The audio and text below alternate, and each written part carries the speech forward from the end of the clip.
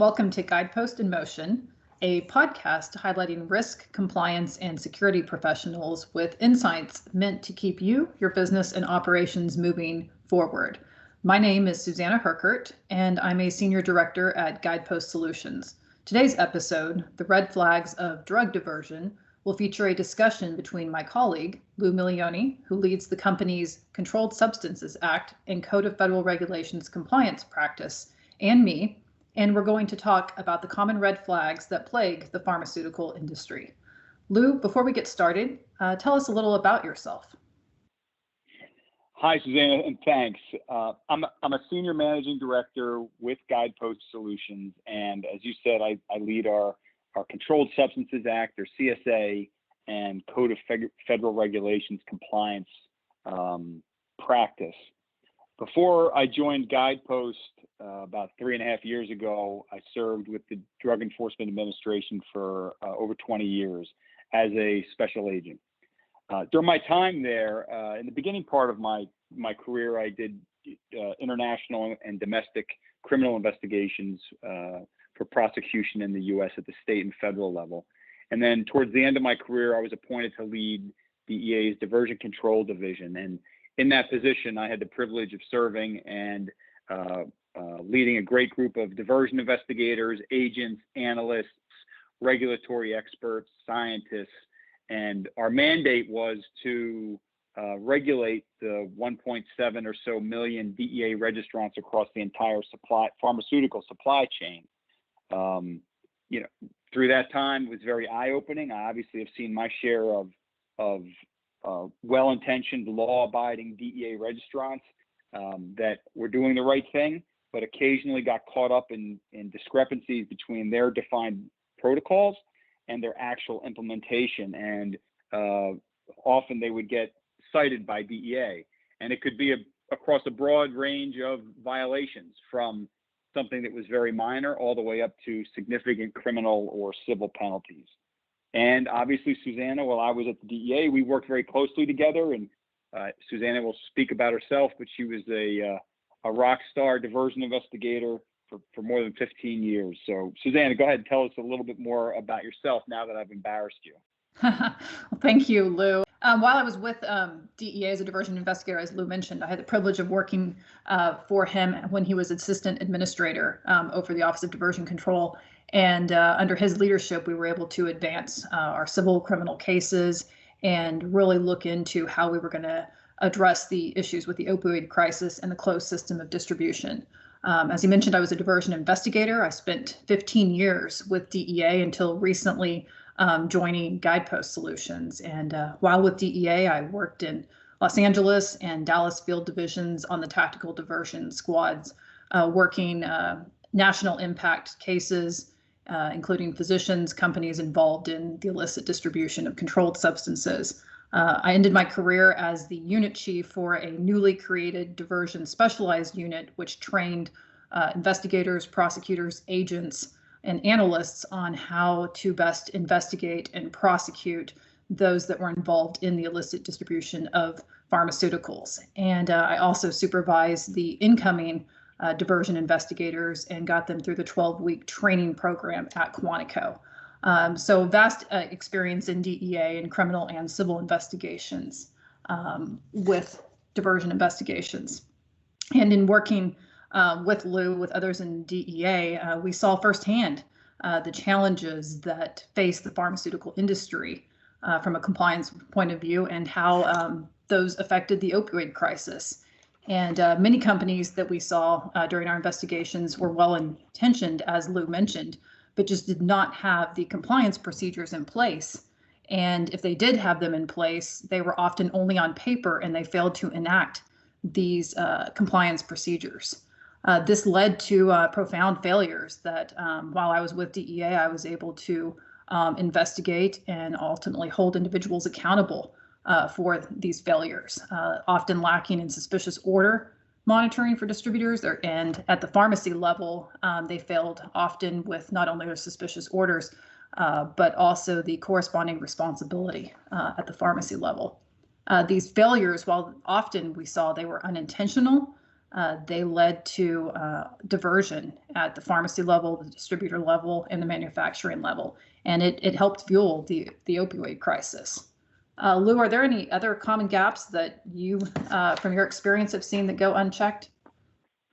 No, you really hit on a number of the big ones, but in my experience when I was at DEA, but also now on the private sector, we've really seen a lack of documentation at times, like a real gap in the know your customer or due diligence checks that are done at whatever the business activity is in the supply chain, whether it's a manufacturer or distributor, for example. So when looking at those internal documents, or you don't see those internal documents or that documentation, that is a problem for when DEA shows up, obviously. Gaps in applying what, as you mentioned, the protocols say, for example, in a suspicious order monitoring system, or as a pharmacy or a pharmacist, their corresponding responsibility, the lack of documentation, the lack of knowing their customer, how did they do their appropriate due diligence, even the most basic level due diligence sometimes isn't done.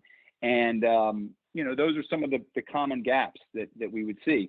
Another one that to keep in mind is, especially as it relates to suspicious orders and how a registrant has to investigate those, really thin investigations. And that's not necessarily a criticism of the people that are doing it, but it's from a pragmatic standpoint, it's going to be where DEA or the U.S. Attorney's Office or the state regulators are going to look, and they're going to say to the registrant, in the ship, no ship decisions, how are you justifying that decision to ship? And if you just don't justify it appropriately, DEA potentially can come in and look at those individuals individually, but also at the corporation. So I know I rambled on there a little, Susannah, but I'm sure you can think of some others as well. No, I think you're absolutely right. I think it's one thing to have protocols in place, but you're also going to be held accountable for those protocols when reviewing your suspicious order reports that come in, and making sure that you're following your protocols that are in place and how you've justified the decision to send that order out. And so I think you've hit on a very important point on that, as well as with the new changes that are proposed on the suspicious order and monitoring being up to date.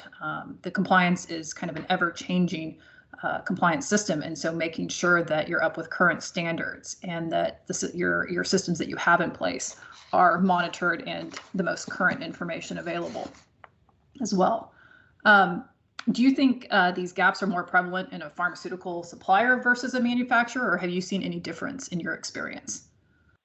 Well, there will be some differences, certainly in, for a distributor or a supplier and a manufacturer. They'll have a number of the same CSA or CFR regulatory responsibilities, but there definitely are some gaps that are common.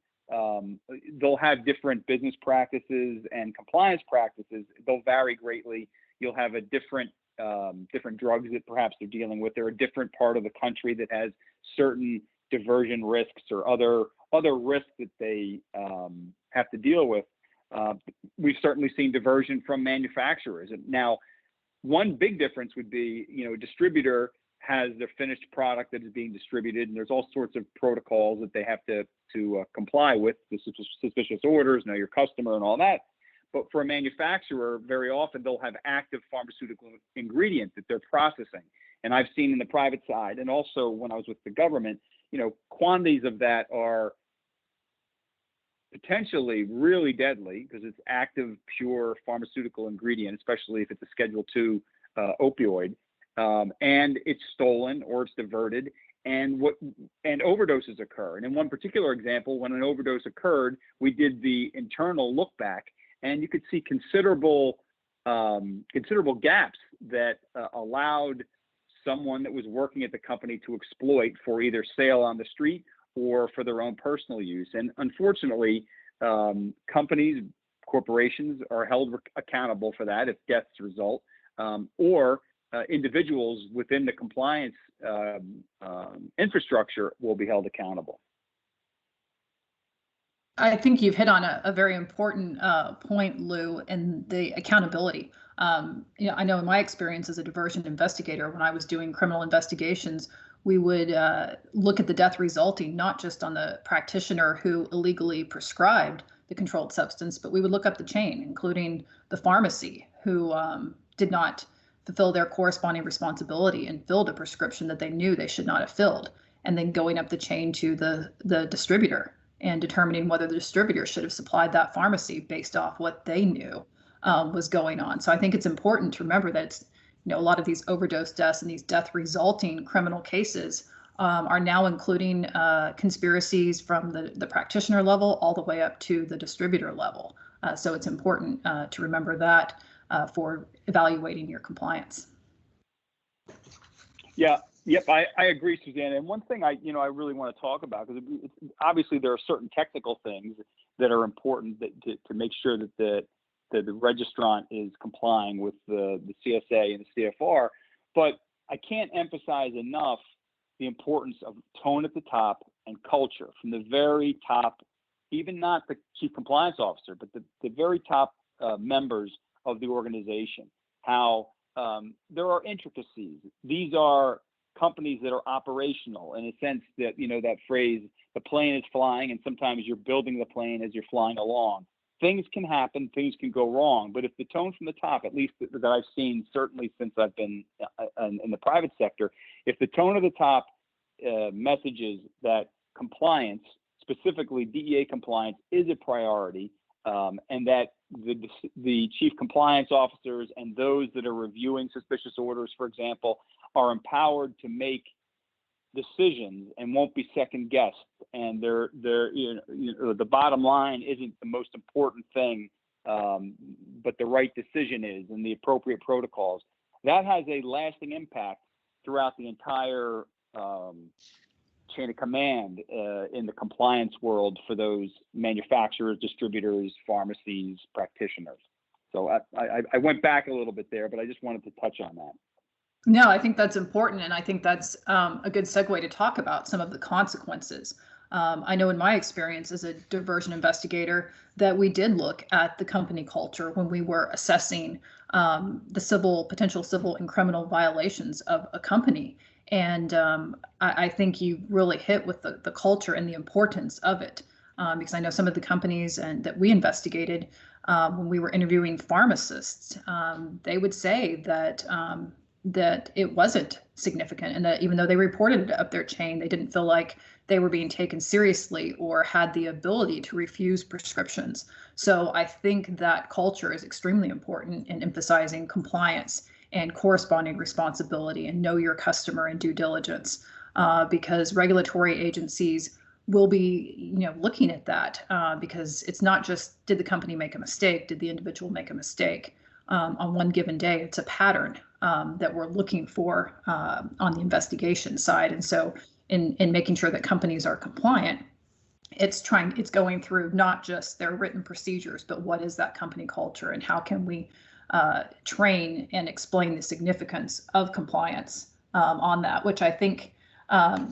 Lou, you've probably got some examples of companies, not only from your time with DEA, but also now on the private side, where you have seen your share of reputable companies go downhill. Well, sure. I mean, look, the vast majority, and I believe this, I've always believed this, the vast majority of the DEA registrants are trying to do the right thing, and they have an important job, and that is to get necessary medications across the full supply chain, from manufacturer, importer, all the way down to the practitioner. They're trying to get necessary medication to patients that need them. So the vast majority are trying to do the right thing. But, from a pragmatic standpoint, there's considerable risk criminally and civilly where you have even sometimes well-intentioned registrants. Certainly if you have someone that's behaving in a criminal way, and the evidence supports that, the U.S. Attorney's Office or the state law enforcement authorities or regulators will take action against that DEA registrant or that executive within a manufacturer or distributor. But there'll also be potentially massive civil penalties and sometimes result in criminal penalties for people within the DEA registrant that aren't following the protocols or were negligent in how they did that. The fines can be completely devastating depending on the number of fines, and they can stack up considerably. And the other thing is, even when you're trying to do the right thing and they find minor discrepancies, those discrepancies and those continual violations will haunt that registration for years to come. And it's often very difficult, even with new leadership at a company, to undo that baggage from before. And it's a reactive process, which is not necessarily a situation you want to be in. And to answer your question specifically, yes. I've seen, since I have left DEA, executives get charged criminally, corporations get charged criminally, and very often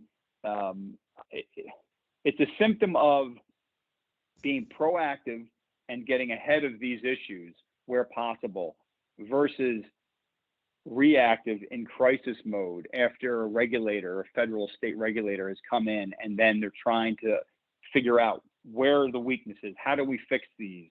There's a big difference between doing that in crisis and doing that proactively before a crisis occurs, so that a regulator that shows up will come in and see you've done these periodic checks.